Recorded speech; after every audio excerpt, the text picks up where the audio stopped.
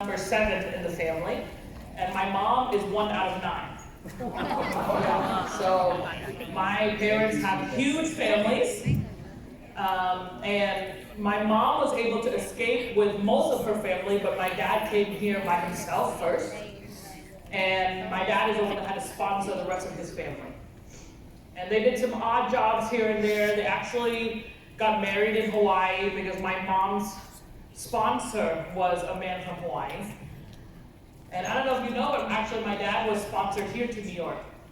So what happened is that when you escape at that time on the boat and you land, in America, so at that time they both landed in Camp Pendleton, which is a refugee camp in San Diego.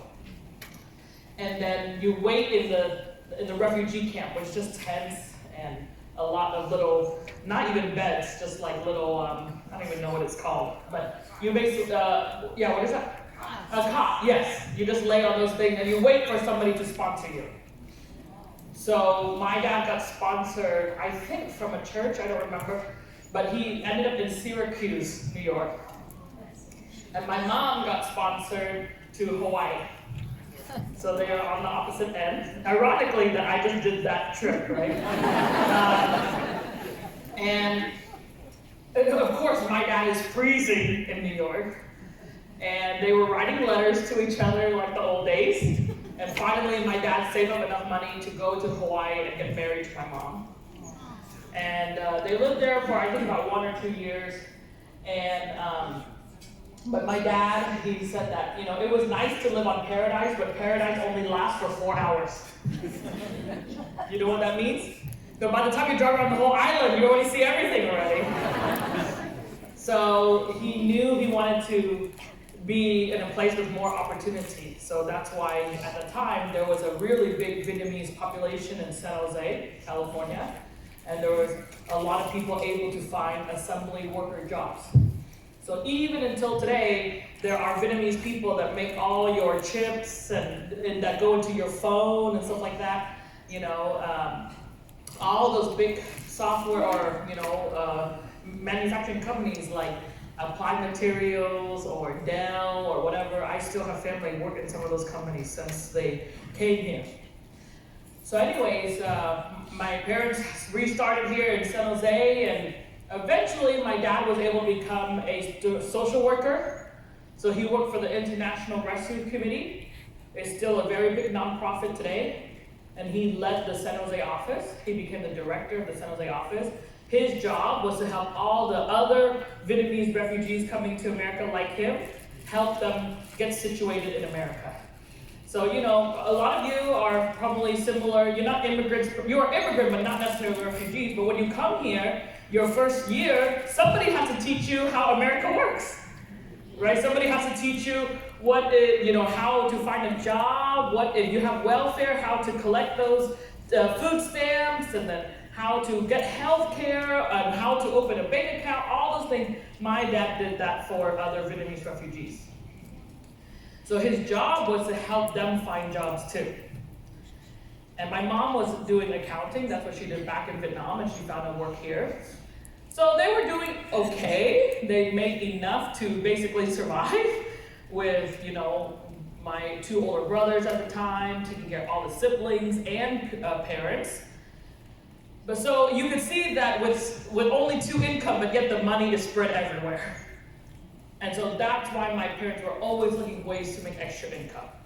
So even in Hawaii, when they first got married, my dad would draw caricatures for tourists on the beach, and then they would go deliver newspaper to neighborhood. They would always have 2-3 jobs.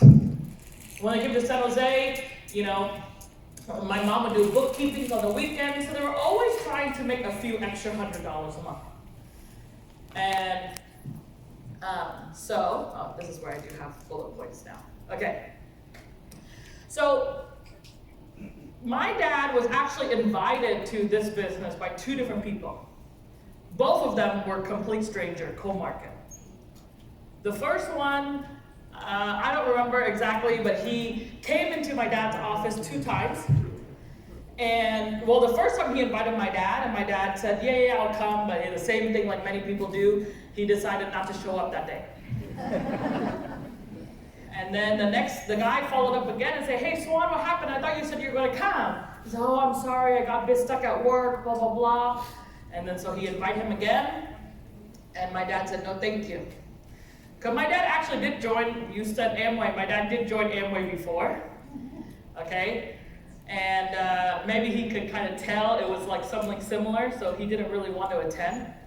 So after the second time that my dad did not show up, that guy never called back. So a couple months later, I think, in the building where my dad's social worker job is, where the IRC is located, just like in the office, you know, there's a hallway and there's many companies on the same building or the same floor. So it just so happened that one of the San Jose A.O. Williams office moved in.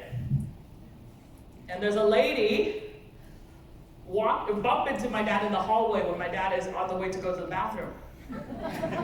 And she asked him, she said, oh, I saw you walking out of that room. Are you the director? And my dad said, yeah. Or maybe something like, do you work there? And maybe he said, yeah, I'm the director. And she said, okay, well, I'm looking for people, and you know, I would like to invite you. And at the time, he went for two reasons. The first one, he said, okay, if it's something that you need to find people to join your company, it's good for my social worker job, because my job is to find people jobs. But inside of him, he also knew he was already starting to become limited. He was already capped out at his job, glass ceiling. He knew he could never get higher than the director job. So when he sit there, so finally he showed up the third time by the random lady in the hallway. The other guy, the first guy, never followed up. So I just want to give you some hints.